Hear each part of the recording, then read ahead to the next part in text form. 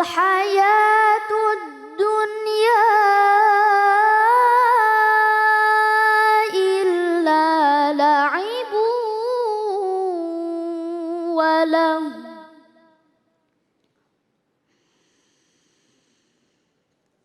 waladdarul akhiratu khairul lilladzina yattaqun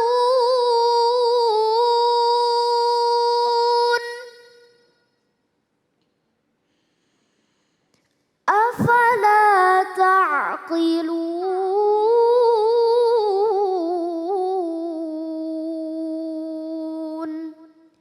Sadaqallahul azim.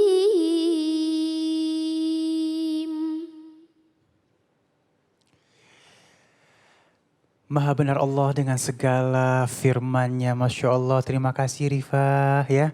Duh, nikmat banget ya. Aku selalu sholawatin pada saat Rifa baca. Mudah-mudahan anak-anakku bisa seperti Rifa nih, Masya Allah ya. Allahumma shalli ala sayyidina Muhammad wa ala sayyidina Muhammad. Baik, jamaah aku yang dimuliakan Allah Subhanahu wa taala. Alhamdulillah saat ini kita sudah bersama Abi Amir Faisal. Assalamualaikum Abi. Waalaikumsalam. Masya Allah. Ini kita akan membahas tentang apa? Ajal itu dekat. Aduh, mudah-mudahan ilmu yang diberikan oleh Abi nanti akan meningkatkan keimanan kita semua ya. Baik, silakan Abi. Bismillahirrahmanirrahim. Assalamualaikum warahmatullahi wabarakatuh. Assalamualaikum warahmatullahi wabarakatuh. Alhamdulillah wassalatu wassalamu ala Rasulillah wa ala alihi wa sahbihi wa mawala. Saudaraku rahimakumullah, barusan kita mendengarkan ayat tentang kehidupan dunia. Wa mal hayatud dunya illa la'ibu walah. Kehidupan dunia ini hanyalah senda gurau, permainan, karena apapun perjuangan kita untuk mempertahankan dunia ini, kita pasti berpisah dengannya. Tidak mungkin kita bisa berlama-lama dengan dunia ini. Silahkan seorang menjadi paling kayanya kaya, ujungnya mati. Kita mendengar Raja Fulan meninggal. Kita mendengar konglomerat Fulan meninggal. Kita membaca orang kaya Fulan, pemilik perusahaan Fulan, karyawannya ribuan meninggal. Jadi ternyata harta ini tidak bisa mempertahankan hidup kita. Kita mengetahui seorang presiden Fulan meninggal. Padahal pasukannya masih banyak, dia dilindungi, dijaga dengan staf-staf yang sangat rapi dan terkoneksi. Tidak mungkin ada penyusupan-penyusupan. Tiba-tiba malaikatul maut menyusup dan mencabut nyawa presiden ini. Jadi semua kita pasti akan menuju kematian. Dan kematian ini datang secara tiba-tiba. Tidak ada seorang pun yang bisa memastikan bahwa aku akan meninggal pada hari ini. Atau meninggal besok. Atau meninggal tahun depan. Makanya dikatakan bahwa ajal itu dekat. Kenapa dikatakan ajal itu dekat? Kullu ma huwa atin qarib. Karena setiap yang datang itu pasti dekat. Dan datangnya secara tiba-tiba. Dan siapapun yang mau mempertahankan hidupnya, ujungnya dia pasti mati. Nah, karena itu saudaraku rahimakumullah, nasihat yang paling baik adalah kematian. Jadi semua para ulama mengatakan bahwa kafal mautu wa idhan. Cukuplah kematian ini sebagai nasihat bagimu. Orang yang ingat mati, dia tidak akan pernah terlena dengan dunia. Mengapa? Karena dia tahu, apa sih yang aku pertahankan? Kenapa aku menumpuk-numpuk semua ini? Oh, aku pasti mati. Karena itu Rasulullah SAW berpesan, maluka bainas salas. Hartamu antara tiga. Antakul fayantahi. Kau makan habis. Antalbas fayabla. Kau pakai rusak. Yang ketiga, antatruk liwarasatika. Engkau meninggal dunia dan hartamu ditinggalkan kepada ahli warisnya. Dan sudah bukan milik kamu lagi. Loh, mana yang milikku ya Allah? Yang kau sedekahkan, yang kau gunakan untuk ketaatan pada saat engkau masih hidup. Tapi ketika sudah meninggal dunia, harta itu sudah milik ahli waris. Nah, inilah dia hakikat kematian. Maka orang yang sadar akan kematian ini, dia akan bersungguh-sungguh untuk mempersiapkannya. Dengan apa? Amal soleh. Inilah makna ayat yang Allah firmankan, illalladzina amanu wa amilus solihat. Amal soleh maksudnya apa? Soleh dari kata soluha yasluhu, artinya soleh, membawa kemaslahatan. Jadi amal soleh ini ada dua. Ada yang membawa kemaslahatan untuk dia sendiri, seperti dia sholat, itu maslahatnya untuk diri sendiri. Baca Quran, maslahatnya untuk diri sendiri. Berzikir, maslahatnya untuk dia sendiri. Memperbanyak ibadah kepada Allah SWT, maslahatnya untuk diri sendiri. Tapi ada amal soleh yang maslahatnya untuk orang lain. Seperti dia membantu teman yang kesulitan karena terdampak COVID misalnya, dia butuh bantuan harta, dia bagi. Dia membawa kemaslahatan untuk orang lain. Dan sebaik-baik manusia adalah khairun nas anfa'uhum linnas. Paling baiknya manusia adalah yang paling bermanfaat bagi orang lain. Saudaraku rahimakumullah. Nah, kalau setiap hari hidup kita, detik demi detik, jam demi jam, hari demi hari, semua yang kita kerjakan amal soleh. Kita duduk di rumah berzikir, baca Quran, sholat. Begitu keluar rumah berbagi, membantu orang lain. Maka hidupnya hanya sekitar itu. Maka ketika dicabut, pas sedang berzikir. Dicabut sedang sujud. Dicabut sedang baca Quran. Dicabut dia sedang berbagi. Jadi hidupnya indah sekali. Itulah mengapa oleh Allah Subhanahu wa taala kematian ini dirahasiakan.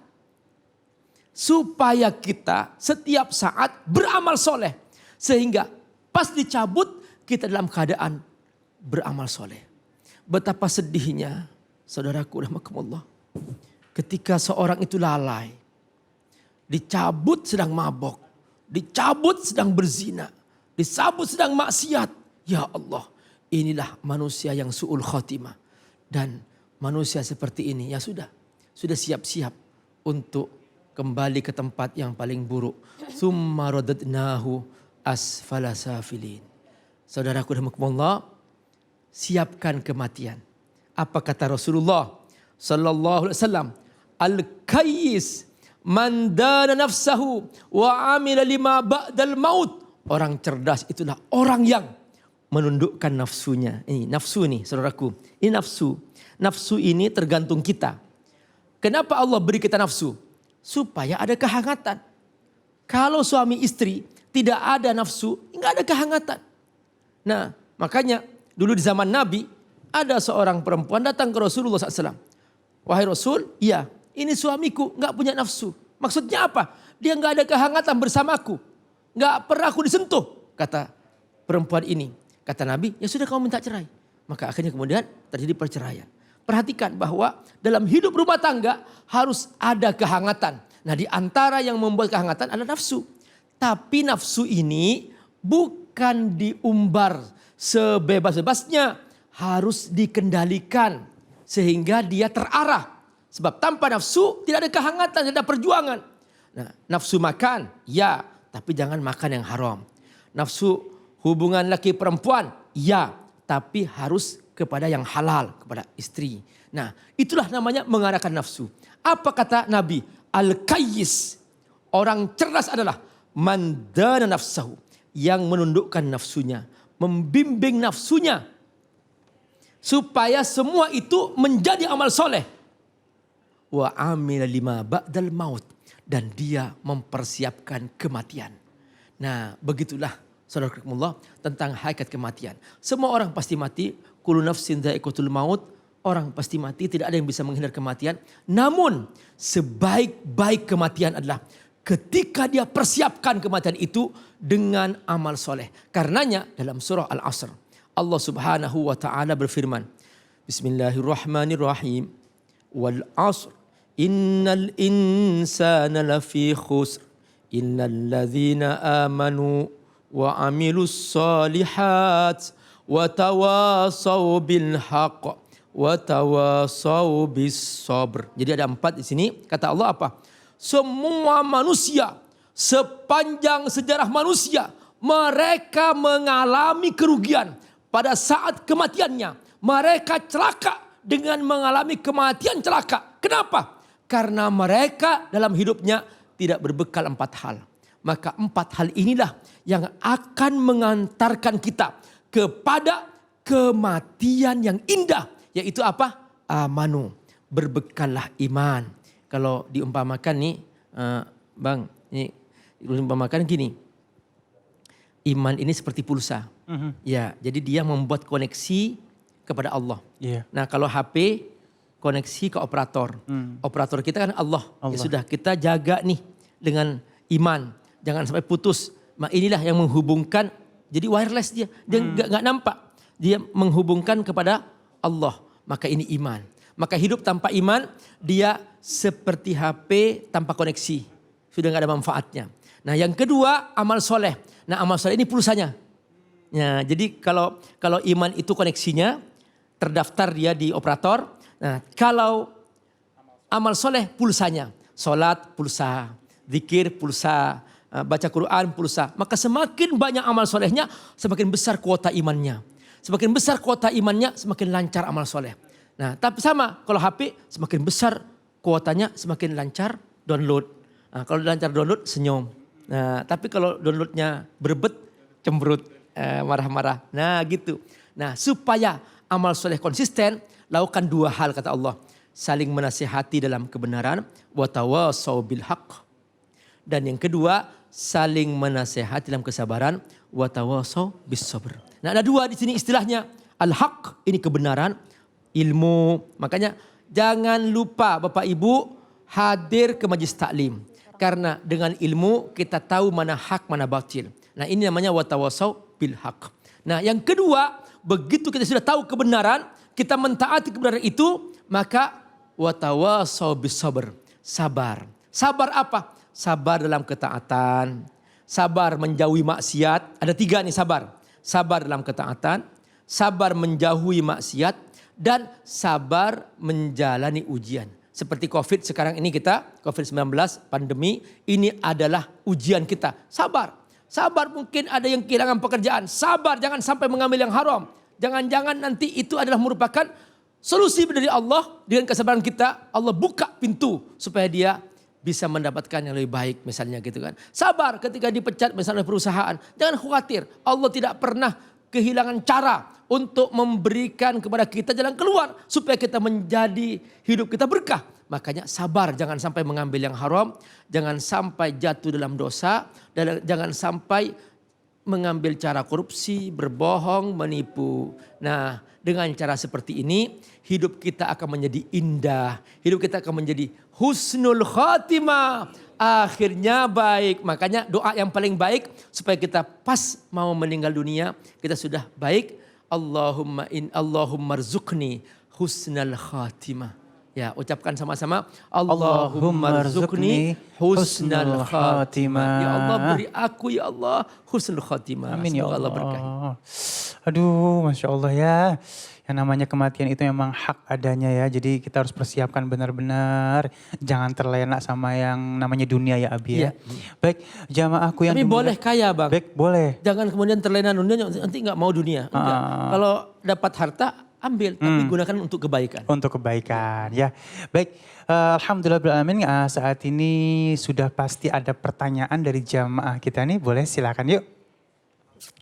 Assalamualaikum warahmatullahi wabarakatuh. Assalamualaikum warahmatullahi Waalaikumsalam wabarakatuh. warahmatullahi Saya wabarakatuh. dengan Meta mau bertanya Abi, Ya. apakah seseorang bisa tahu tanda-tanda kematian dirinya? Wassalamualaikum warahmatullahi wabarakatuh. Assalamualaikum warahmatullahi wabarakatuh. Ya. Qala Rasulullah sallallahu alaihi Allahumma wasallam, shalli wa sallim wa Rasulullah barik bersabda, "Ittaqu farasatal mu'min." Berhati-hati dari firasat seorang mukmin. Jadi kenapa? Karena firasat seorang mukmin ini isyarat-isyarat. Jadi kalau tahu ya tidak. Karena itu rahasia Allah. Tidak ada orang yang tahu kapan dia mati. Karena kalau dia tahu kapan dia mati, bikin planning dia. Wah, tahun sekian sampai tahun sekian, dosa-dosa dulu dah, foya-foya dulu dengan maksiat dulu. Pas sudah tinggal setahun mau mati, udah tobat. Nah gitu. Nah inilah dia. Makanya karena kematian ini rahasia Allah, tidak ada yang tahu. Tapi ada firasat namanya, merasa dia sudah ngasih tanda-tanda, misalnya sudah mulai tolong bagikan hartaku si fulan ini, tolong bagikan nih mobilku yang si fulan ini berikan, misalnya sudah tanda-tanda itu biasanya. Tapi itu firasat, bukan tahu kematian. Maka tanda-tanda kematian tidak ada yang tahu. Tapi mungkin ada firasat, tanda-tanda merasakan, boleh jadi terjadi. Nah, tapi dia nggak bisa memastikan bahwa itu adalah merupakan bahwa dia sebagai bukti bahwa dia mau mati. Jadi karena kita tidak ada yang tahu tentang kematian, makanya kita harus selalu mempersiapkan diri dengan sebaik-baiknya. Apa itu? Banyak-banyaklah berzikir kepada Allah, banyak-banyaklah berdoa kepada Allah. Hanya itu yang kita siapkan. Kalau punya harta, segera bersedekah. Seperti itu. Masya Allah, terima kasih Abi ilmunya ya. Baik, jamaahku yang dimuliakan Allah Subhanahu wa taala, insya Allah setelah ini kita akan membahas tentang tema kita, jangan bandingkan aku dengan yang lain. Masih bersama guru kita Al-Ustaz Taufikur Rahman dan Abi Amir Faisal. Jangan kemana-mana, tetap bersama kami di Cahaya Hati Indonesia.